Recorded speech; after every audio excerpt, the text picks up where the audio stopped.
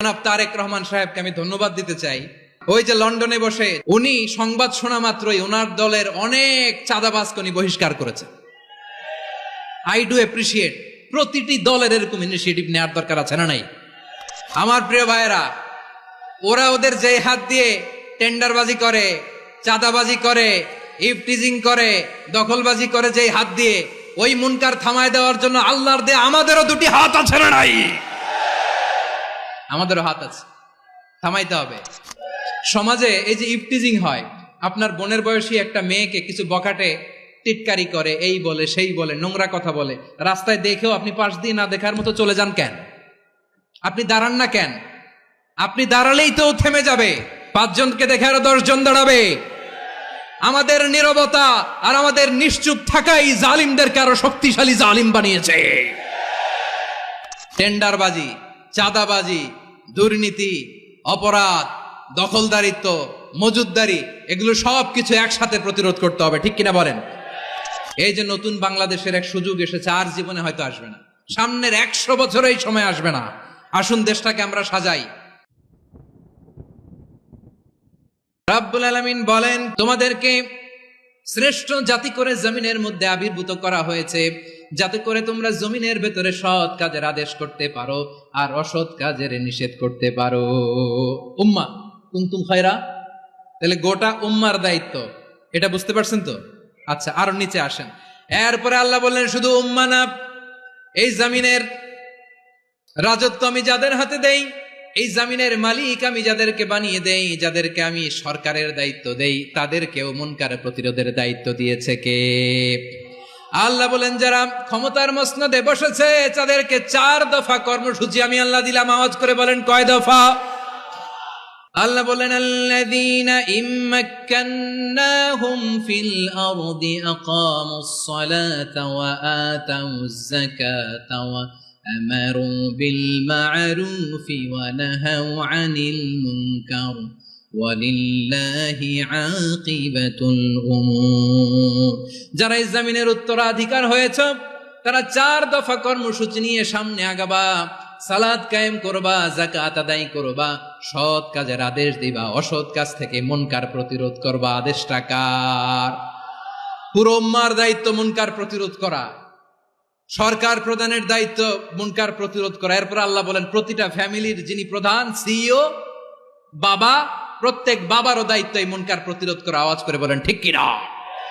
যেমনটি সাইয়েদনা লুকমান আলাইহিস সালাম ওনার কলিজার টুকরা সন্তানকে আদেশ করেছেন, ইয়া বুনাইয়া আকিমিস সালাতা ওয়া'মুর বিল মা'রুফি ওয়ানহা আনিল মুনকার। পড়েন সুবহানাল্লাহ।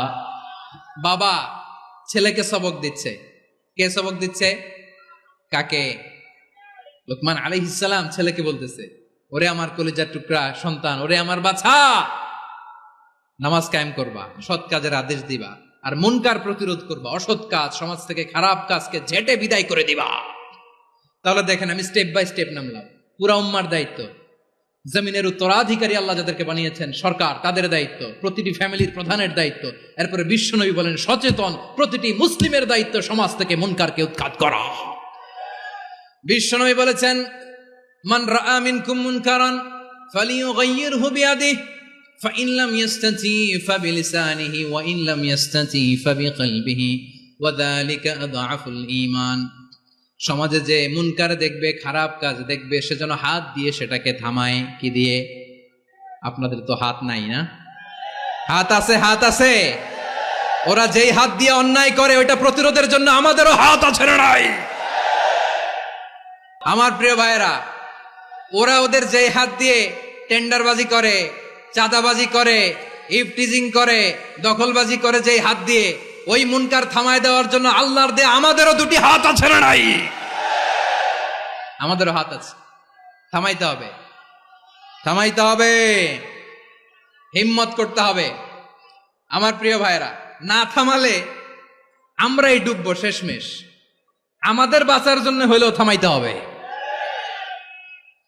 রব্বুল আলামিন বলেন, ওয়াত্তাকু ফিতনাতাল লা তুসিবান্নাল্লাযীনা যালামু মিনকুম খাসসা ও আমার গোলামেরা, ওই আযাবকে ভয় করো যে আযাব যখন আমি জমিনের বুকে পাঠাই শুধু জালেমদেরকেই মারি না, আলেমদেরকেও মারি। আযাব যখন আসে তখন শুধু জালিমই মরে না, আলেমও মরে। জানেন, মুসা আলাইহিস সালামের পায়ে একবার একটা লাল পোকা কামড় দিয়েছে, লাল পিঁপড়া। লাল পিঁপড়া কামড় দিলে খুব আরাম লাগে না? কি লাগে? হ্যাঁ, জলে না? লাল একটা পিঁপড়া কামড় দিছে, তো উনি রেগে মেগে পাশি দেখে লাল পিঁপড়ার বাসা, পা দিয়ে ডলে মুছে সবগুলো পিঁপড়া মেরে ফেলছে। এই ঘটনাটা আল্লাহ ঘটিয়েছেন এজন্য মুসা আলাইহিস সালাম ছিলেন কালিমুল্লাহ, সরাসরি আল্লাহর সাথে কথা বলতেন। তিনি আল্লাহকে জিজ্ঞেস করেছিলেন, আল্লাহ তুমি যখন কোন জনপদে আযাব পাঠাও, শাস্তি দাও, ওখানকার শুধু জালেমরাই তো মরে না, ভালো মানুষগুলাও মরে, তো আযাব দিবা মুশরিকদের উপর দিবা, অবাধ্যদের উপর দিবা, ভালো মানুষগুলারে মারো কেন? আল্লাহ বললেন, মুসা তোমার যে কামড় দিছিল পায়ের মধ্যে পিঁপড়া, কয়টা পিঁপড়া? জোরে বলেন। একটা পিঁপড়া, তো সবগুলারে মারলা কেন? রেগে মেগে পুরো পিঁপড়ার বাসা ভেঙে ম্যাসাকার করলা কেন? এই মুসা, আমি যখন অ্যাকশনে যাই, আমি যখন শাস্তি দেই, তখন এত বাস বিচার করা হয় না, বাস বিচার করা যায় না। যখন অ্যাকশনে যাওয়া হয় ওইটা ডাইরেক্ট অ্যাকশন হয়ে যায়। চিল্লায় বলো ঠিক কিনা? এজন্য আমাদের বাঁচার জন্য হলেও এই পাপ থামাতে হবে, এই শয়তানের অট্টহাসি থামাতে হবে, অন্যায় অপরাধ সমাজ থেকে আমাদের থামাতে হবে। কারণ আযাব আসলে ওরাও মরবে, আমরাও মরব। একটা জাহাজ 2 তলা, আপনি আছেন 2য় তলায়, শুনতেছেন? শুনতেছেন? জাহাজ কয় তলা? আপনি কোন তলায়? 2য় তলায়। নিচের তলার কিছু লোক জাহাজের তলা ছিদ্র করতে আরম্ভ করছে। কি ছিদ্র করতেছে? আচ্ছা, জাহাজের তলা ছিদ্র করলে তলা দিয়ে কি ঢুকে? এখন আপনি যদি বলেন আমার কি, আমি তো 2 তলায়, আমি তো ভালো আছি, ওরা ছিদ্র করে ওরা মরবে, আসলে কি শুধু ওরা মরবে? নাকি তলা ফুটো হলে ভিতরে পানি ঢুকলে আপনারও সলিল সমাধি হবে? তলা দিয়ে যখন পানি ঢুকবে, জাহাজ ঢুকলে আপনিও মরবেন। এজন্য নিজে মরার আগে ওই পাগলগুলোর নিচতলায় যে থামাতে হবে। চিল্লায় বলেন ঠিক কিনা? এজন্য আল্লাহ বললেন, মুনকার প্রতিরোধের দায়িত্ব সমাজের টপ টু বটম সবার। পুরো আম্মার দায়িত্ব, সরকার প্রধানের দায়িত্ব, প্রতিটি ফ্যামিলির প্রধান বাবার দায়িত্ব, বিশ্বনবী বললেন প্রতিটি সচেতন মুসলিমের দায়িত্ব। এজন্য মুনকার প্রতিরোধ করার দরকার আছে না নাই? সমাজে এই যে ইফটিজিং হয়, আপনার বোনের বয়সী একটা মেয়েকে কিছু বখাটে টিটকারি করে, এই বলে সেই বলে, নোংরা কথা বলে, রাস্তায় দেখেও আপনি পাশ দিয়ে না দেখার মতো চলে যান কেন? আপনি দাঁড়ান না কেন? আপনি দাঁড়ালেই তো থেমে যাবে, কারণ সত্যের যে শক্তি তার সামনে মিথ্যা মুখ থুবড়ে পড়ে। আপনার সামনে ও কিছুই না, নাথিং। আপনি দাঁড়ান, ওকে প্রশ্ন করেন যে আমার বোনকে তুমি ডিস্টার্ব করো কেন? আপনাকে দেখে আরো 5 জন দাঁড়াবে, 5 জনকে দেখে আরো 10 জন দাঁড়াবে। আমাদের নীরবতা আর আমাদের নিশ্চুপ থাকাই জালিমদেরকে আরো শক্তিশালী জালিম বানিয়েছে।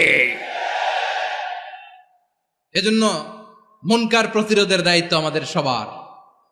টেন্ডারবাজি, চাঁদাবাজি, দুর্নীতি, অপরাধ, দখলদারিত্ব, মজুদদারি, এগুলো সব কিছু একসাথে প্রতিরোধ করতে হবে। ঠিক কিনা বলেন?